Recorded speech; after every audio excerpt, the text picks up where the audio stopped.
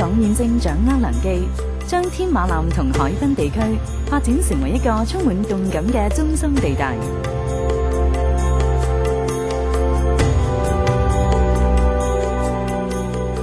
呢個為香港市民而建設嘅天馬南發展計劃，將政府總部、立法會綜合大樓、海濱公園以及海濱長廊融為一體，勢必將呢一帶發展成為香港一個新嘅地標。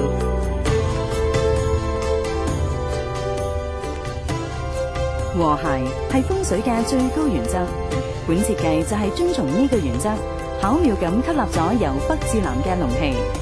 而海濱公園以梯級地形，將龍氣分段引化並吸納，為香港帶來平安以及繁榮。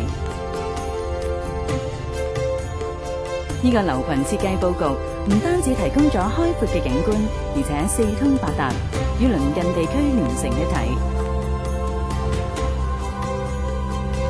天馬南發展計劃嘅設計有合動與靜嘅特質，無論外形同埋色彩都別樹一格，為維港嘅海岸線加添色彩。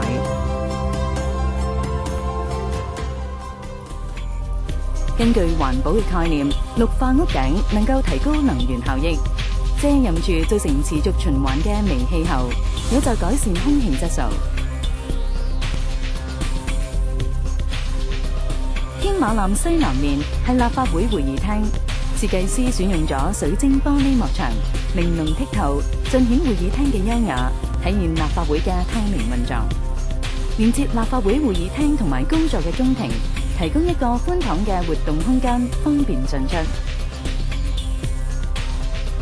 公眾席同教育長廊位於立法會會議廳上面。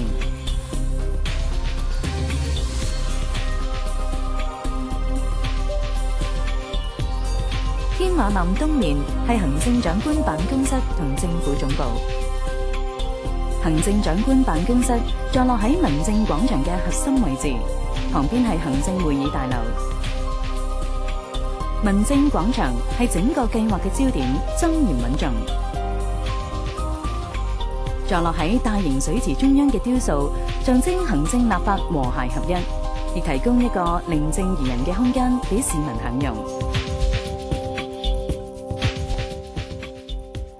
新穎嘅海濱公園係呢個計劃另一個重要嘅部分，將民政中心連接到海濱長廊。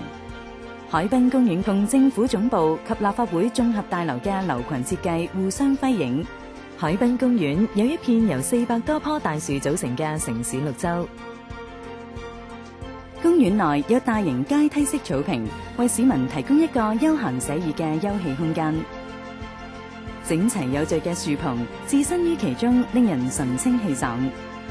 長達120米嘅水幕同埋廣場中央嘅水池川流不息，寓意財富同繁榮。公園內滿佈香港市花紫荊，為周圍環境增添色彩、活力同埋生氣。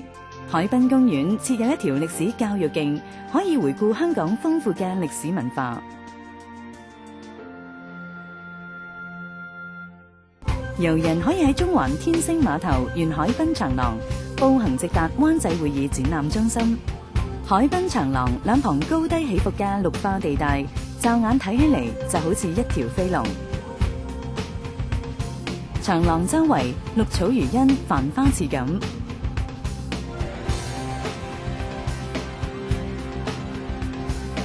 音樂噴泉帶嚟無限歡樂，老少咸宜。長廊附近食肆林立，有各式美食，令遊人樂而忘返。另外，仲有露天廣場，可以舉辦各項文化、演藝同埋慶典活動。海濱長廊將為遊人帶嚟生命不凡、多彩多姿嘅體驗。天馬南發展計劃同海濱長廊凸顯維港嘅動感同埋活力，能夠進一步鞏固香港作為亞洲國際都會嘅地位。呢項發展計劃係一個以民為本嘅公共建設，值得我哋引以為傲。